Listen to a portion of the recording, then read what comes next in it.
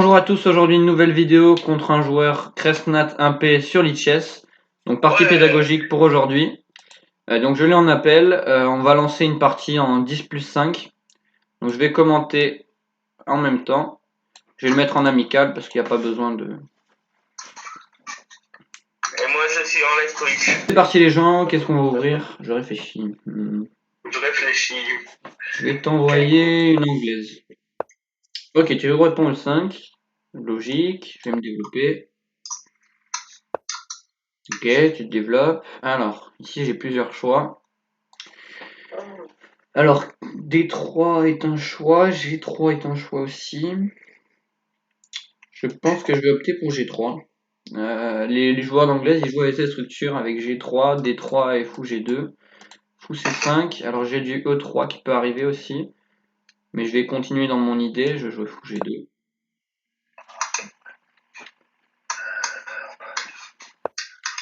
Cavalier C6, tu viens contrôler le centre, pour l'instant c'est ok. J'ai joué D3 pour sortir mon fou de case noire.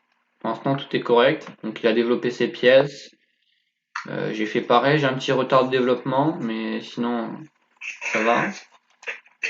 Cavalier F3, je sors mon cavalier. Pour l'instant tout est normal, on applique le premier principe de l'ouverture. Et ça déjà j'aime pas. Cavalier D4, tu violes les principes. Fou E6 peut-être était un meilleur coup. Cavalier D4 j'aime pas du tout. Bon, réaction de principe c'est rock, mais j'ai aussi la possibilité de prendre en D4. Après quoi tu vas reprendre du pion E. Et mon cavalier un petit peu déstabilisé. E3. C'est incroyable à réfléchir que tu as beaucoup moins de temps que moi car je réfléchis pas autant que toi. Mais je réfléchis en même temps. Alors il y a E3 qui est possible, même si c'est pas foufou. Ça peut en vrai, ça peut être une idée E3. E3 est une idée, mais je pense que simplement on va juste rocker. Il n'y a pas de raison. Tu fais un coup bizarre. Ok non, tu viens m'échanger. Donc là t'as bougé 46 fois la pièce dans l'ouverture. T'avais cavalier 6, cavalier 4, cavalier point F3. Tout ça pour moi j'ai fait petit rock pendant ce temps. Ok. Et j'ai développé mon cavalier. Donc ça du coup j'aime pas. Moi j'ai fait que je n'ai pas le même niveau que toi. J'ai le fou à 2 cases du cavale. Alors là, fou G5 était un coup intéressant. Peut-être pour revenir échanger, jouer un jeu de couleurs sur les cases blanches. Probablement. Je pense que j'ai une idée. Je pense que je vais jouer fou G5. Donc je viens de clouer le cavalier. Alors H6, bon ça du coup c'était prévu. Et là je vais échanger en F6. Donc deux possibilités. Soit dame prend, soit pion prend. Alors là j'ai plusieurs coups forcés. Donc la méthode des coups forcés c'est échec, prise, menace. Donc les échecs j'en ai pas. Les prises, je crois pas que j'en ai. Les menaces, donc il y a cavalier 4, cavalier 5, c'est à quoi je réfléchis. Alors moi je suis plus tenté par cavalier 4, mais cavalier D5, tu vas faire dame D8 pour défendre le pion C7. Et je vois pas vraiment ce que j'ai obtenu, tandis que cavalier E4, je fais fourchette et du coup je vais avoir un petit avantage parce que je vais pouvoir te doubler tes pions. Et tu n'auras pas de cavalier pour venir en D4. T'es pas idiot. Et puis tu auras juste une moins bonne structure. Et donc sur G prend, bon, j'étais très content hein, parce que là j'avais donné le fou de case noire, mais contre une détérioration de l'aile roi, j'aurais probablement joué dame D2. Allez, prends le fou. Je prends. Et là je suis plutôt avantagé parce que tu as une moins bonne structure. Le fou est actif, mon fou en F3 tape et du coup ton fou peut pas sortir au prix d'un pion. Enfin, il peut sortir mais sur fou prend B7, il y a tour B8 et tu te venges sur B2. Donc je vais faire en sorte de pas te laisser ce contre-jeu là.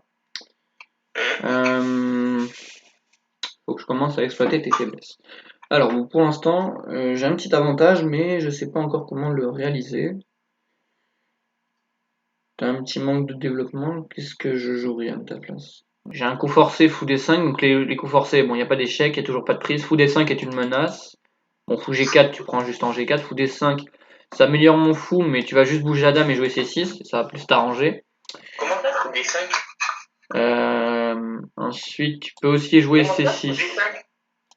Fou D5, c'est défendu par le pion C4 et ça attaque la dame, ça améliore mon fou.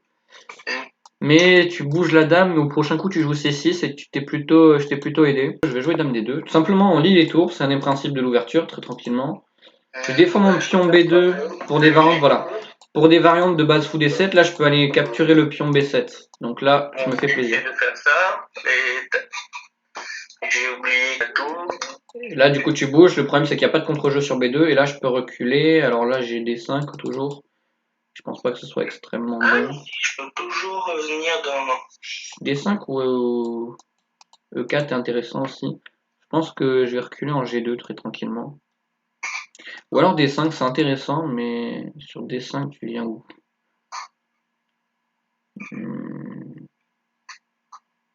Je pense que je vais venir en G2 plutôt. Parce que il y a des variantes, tu peux reculer. Ok, tu peux jouer fou C6, donc c'est ce que j'avais prévu. Prise. Là, t'as une déstructuration, j'ai un pion de plus, donc niveau matériel, je suis mieux. Ça, c'est les 5 éléments pour être mieux dans une partie. La structure de pion, la sécurité du roi, le matériel, l'activité des pièces, et il m'en manque un. Je peux prendre prise, et je peux jouer F4. Je vais jouer F4, je vais activer ma tour sur le roc. Au niveau du matériel, j'ai un pion de plus, donc je suis mieux. Au niveau de la structure de pion, je suis beaucoup mieux. La sécurité du roi, bon, je suis un petit peu affaibli sur les cases noires, sur la diagonale A7, G1, mais ça me va encore, donc tu prends, je remange.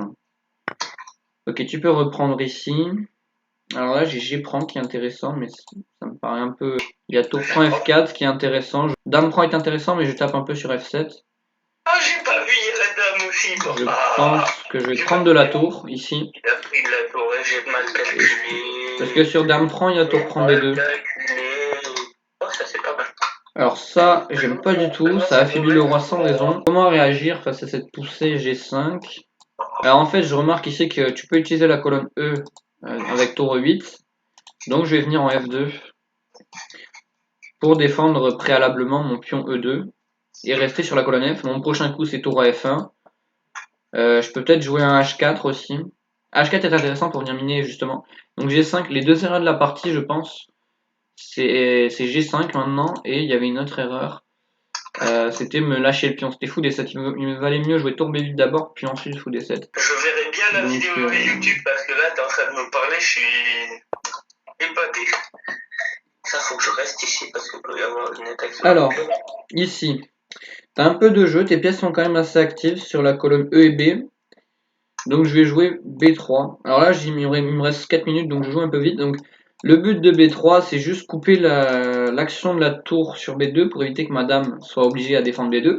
Et comme ça, je peux envisager des H4. Ok, F5, donc là, tu commences à trouver du contre-jeu, c'est pas mal. C'est pas mal du tout. Bon, je trouve que ton roi est un peu affaibli. Et je vais te montrer ce coup par tour à F1. Et tout de suite, on voit de la pression ici sur le pion F5. Dame C6, très bien. Donc alors j'ai tour F3, mais il y a G4. Donc en H3, ça me paraît pas foufou. Il y a des dames, dames G6, dame H5 qui peuvent arriver avec des idées de G4 ou avec des idées de... En tout cas d'envoyer du contre-jeu. Donc je pense que je vais tranquillement reculer en G1. Pas de raison. Et tu envoies F4. Alors ça, je sais pas trop. Moi, je pense que réaction de principe, je vais prendre. Ce qui va me permettre d'ouvrir la colonne G. Là, j'ai joué idiot. Prendre en F4. Je vais prendre en F4, il n'y a pas de raison. Et soit je m'ouvre la colonne G. Alors là, j'ai même tour G2 qui est intéressant. Mais je pense que dame prend F4 est plus logique pour amener la dame en défense et en attaque à la fois. Je fais dame G4. Alors là, j'ai tour G2 tout simplement. C'est tour G2 qui vient, voilà. Bon, là, la partie n'a plus aucun intérêt parce que j'ai gagné une pièce. Tour prend E2, bon, je viens en F2 pour bloquer. Donc là, je bloque. Simplement, on va échanger toutes les pièces, gagner la partie parce qu'on a une dame et un pion de plus. Je fais gagner le pion. Je vais venir me cacher.